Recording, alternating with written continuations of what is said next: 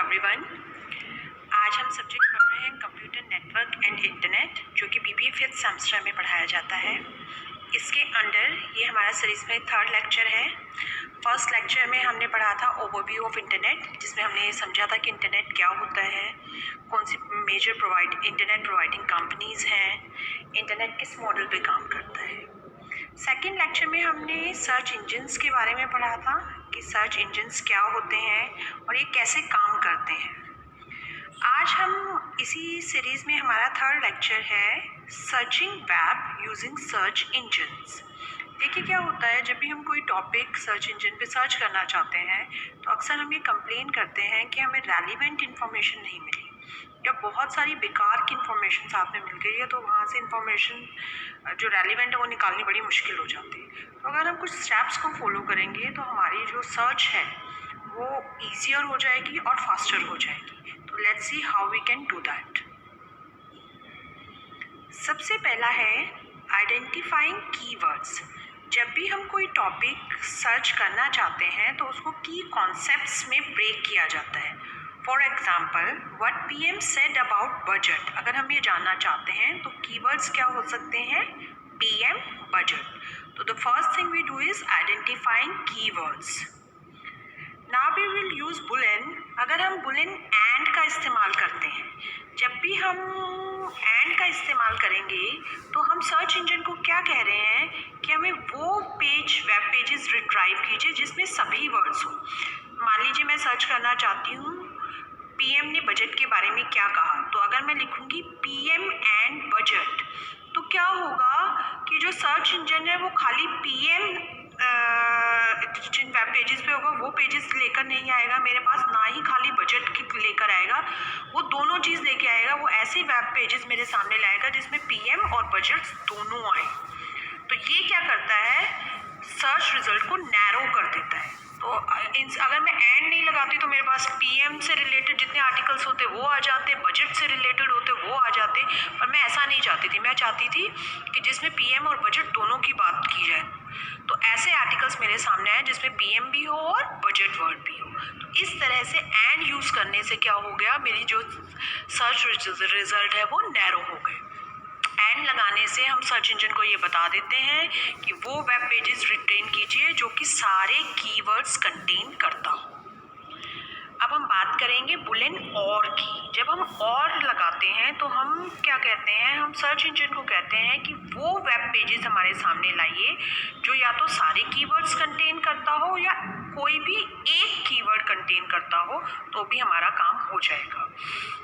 इससे क्या होता है, हमारा सर्च रिजल्ट एक्सपेंड हो जाता है, हमारे पास बहुत सारे आर्टिकल्स आ जाते हैं। सपोज कीजिए जैसे मैं अभी पीएम बजट की बात कर रही थी, तो मैं इसमें या तो खाली पीएम और बजट लिख देती तो मेरे पास सभी आर्टिकल्स आते, ऐसे आर्टिकल्स जिनमें पीएम के बारे में जिक्र किया गया है और ऐसे सभी आर्टिकल्स जिनमें बजट के बारे में जिक्र किया गया है और ऐसे सभी आर्टिकल्स जिसमें पीएम और बजट आ रहे हैं। तो इस तरह से मेरे पास बहुत सारे सर्च रिजल्ट्स आ जाते हैं।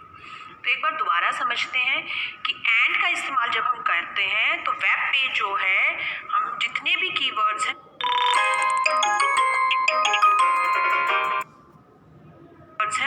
ऐसे ही वेब पेजेस को लेके आएगा जिसके अंदर वो सारे कीवर्ड्स आते हो। जबकि और में क्या होगा, या तो सारे कीवर्ड्स या कोई एक कीवर्ड भी किसी वेब पेज में होगा तो वो हमें शो करेगा रिजल्ट। अब हम बात करते हैं 3rd बुलियन की, जिसका नाम है एंड नॉट। जब भी हम अपनी सर्च में एंड नॉट का इस्तेमाल करते हैं तो वेब पेज क्या करता है, जिस भी वर्ड के आगे हमने एंड नॉट लगाया है वो उस वर्ड को शो नहीं करेगा।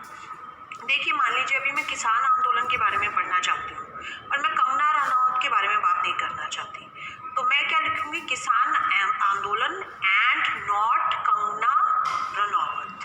तो मुझे वो सर्च रिजल्ट मिलेंगे जिसमें सिर्फ किसान आंदोलन के बारे में तो बात होगी पर कंगना रनौत के बारे में बात नहीं होगी। सिमिलरली मैं सैटर्न प्लैनेट के बारे में बात करना चाहती हूँ पर सैटर्न कार के बारे में बात नहीं करना चाहती, तो मैं क्या लिखूंगी, Saturn planet and not car. I hope अभी तक आपको ये क्लियर है। अब हम आगे बढ़ते हैं। अब हम बात करते हैं इम्प्लाइड बुलियन की। जो कि है प्लस एंड माइनस।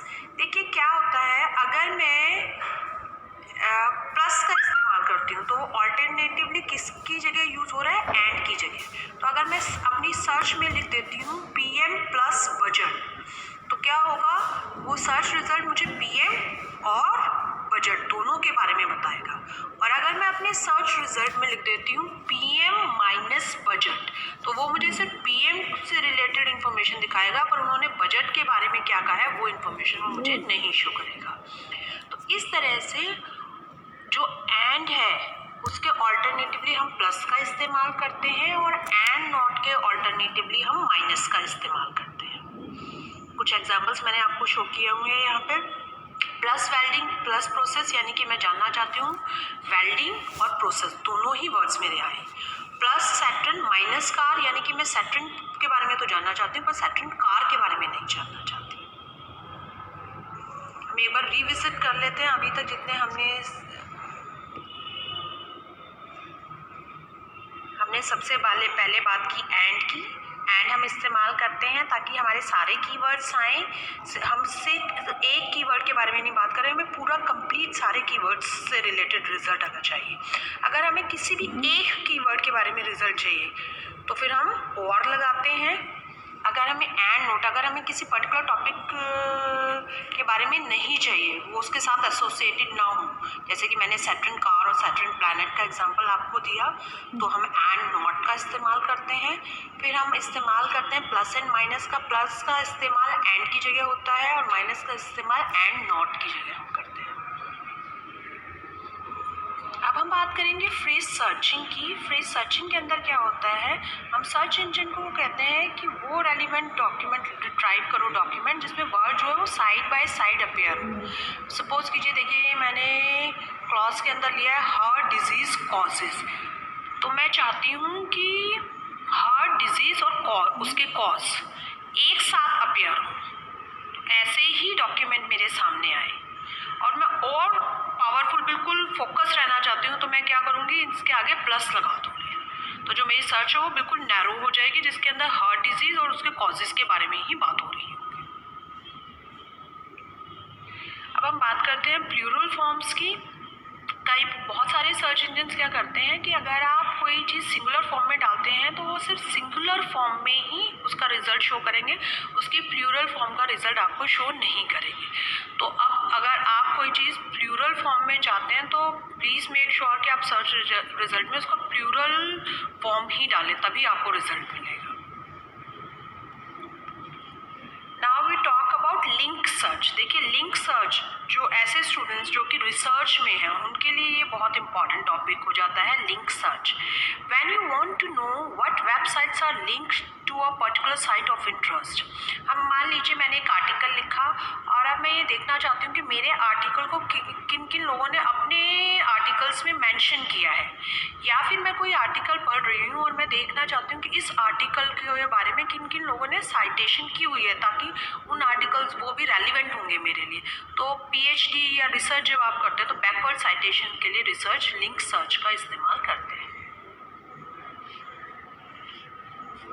इस टॉपिक में अभी कुछ और बहुत इम्पॉर्टेंट चीज़ें बची हैं, जैसे कि डोमेन सर्च, होस्ट सर्च और यूआरएल सर्च।